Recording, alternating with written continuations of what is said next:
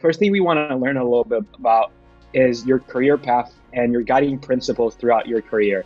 So first question there is, how did you think about deciding what companies to work for earlier in your career? And in particular, how did launching your career at IBM influence your journey as entrepreneur?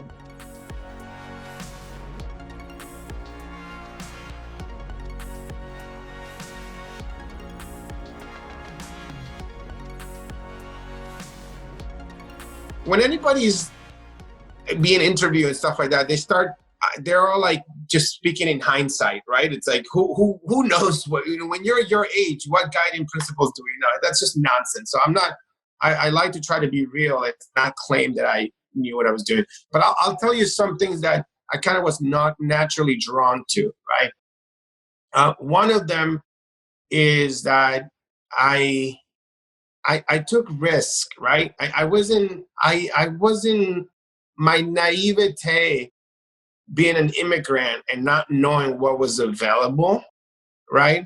To ask and to offer, didn't equip me to be so confused trying to make a decision, right? I wasn't conflicted. Like I did not know McKinsey existed. I did not know Harvard existed. I did not know MIT existed when I arrived this country in 1993. You know what I mean? And so it's like, so I didn't have this pressure. Like I remember my peers at high school in Tampa, they were like, "Oh, we're going up north to Dartmouth or Princeton," and I was like, "I'm going to USF. I need to live with my mother because we need to help pay for the house together, the condo that we bought, and I need a degree." I just knew I needed a degree, right?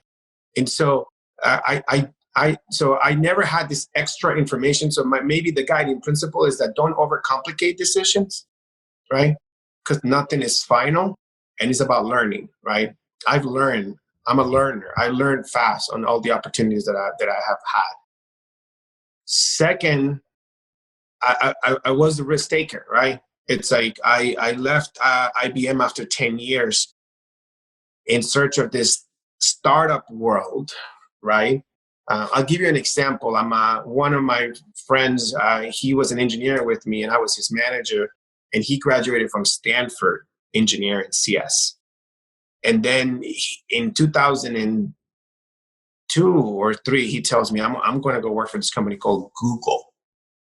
And I didn't know anything. I worked for IBM, so I thought I was like, I'm working in the best company in the world. And these guys, I want to work for Google. And I didn't know anything about the Valley. I didn't know about startups. I had not read a book. I didn't know any information.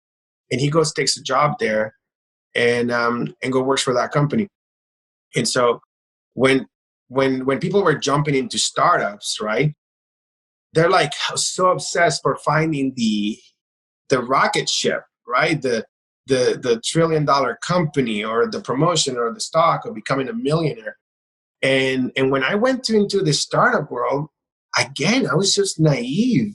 I went and I started working part-time, and I was in Boston, and I said, I want to be in a startup, and I just wanted to be in a startup. And the only thing that I needed was I have 3 kids. I was like, can you please have money for a year? Can you not shut down in 3 months, right?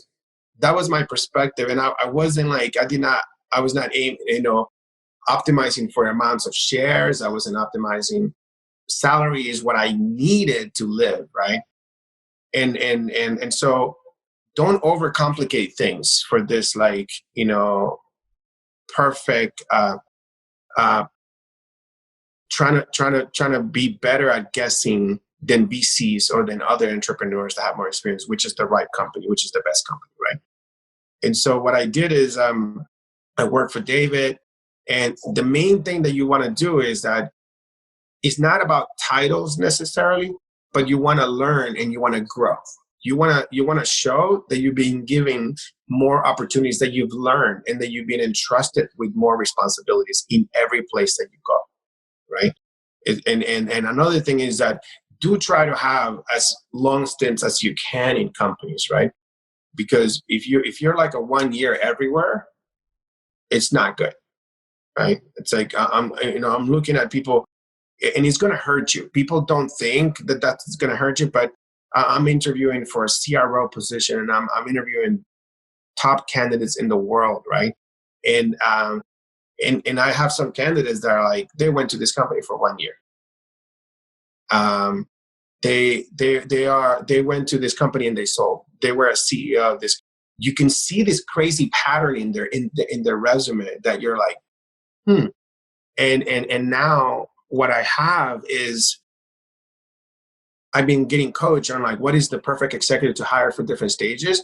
And I when I look at my resume, right, I can see a progression that makes sense, right? And it's like, I worked for 10 years at a company. So that shows people that I have stability, that I'm not ego driven, that I'm okay. Then I went and took a risk. Then I ran a small company. Then I ran a bigger company that had an outcome. Then so you want to show a path that has consistent 2-3 years, everywhere, and then you're getting better. You're making good decisions. You're not going to worse companies. So, but you don't have to have the perfect one from the get-go, from the first day. When did you know it was the right time to transition between companies? Like, why was 10 years the right mark in IBM, and when was the right time to transition amongst all the other companies you were at? I'm going to tell you what happened. I have different eras in IBM. I was working for a really amazing team. I worked for the team that put IBM on the internet, put IBM.com, did the largest traffic websites in the world. We brought instant messaging. My first job at IBM, I was building bots in 1999 on instant messaging. It's like IRC bots and, instant messaging. This was like the same company that built AIM, right? And so it's just interesting enough. So it was a great time. And I have eras at IBM where I was doing early learning how to be an engineer. Then I went to Harvard for a master's in computer science. So I got the chance that company paid for my education. Then I had a chance where I started representing IBM in World Wide Web Standards, W3C. And I was working with Tim Berners-Lee and Semantic Web at the MIT CSAIL lab, right? And so I was growing. And it's when after those things happened and I stopped growing and learning that I realized I needed to go somewhere else. Like I outgrew IBM and there was not enough ability for me to. The more I learned how to execute and I learned to be a visionary by working with visionaries. I learned how to ship product. I learned to work open source, and I learned to work at a larger scale by learning how people design HTML, HTTP, right? And saying, that's how you think when you build something, right? So I was learning about a lot of things, right? Product development, open source, legal, patents, usage, adoption, that are all serving me well now that people didn't realize were useful, right? So when I stopped learning, I said, it's time. And my personality is I want to make an impact. I want to make decisions. I want to take risks. It really wasn't about the rewards. It's like, I just want to be happy, and I took a chance, right?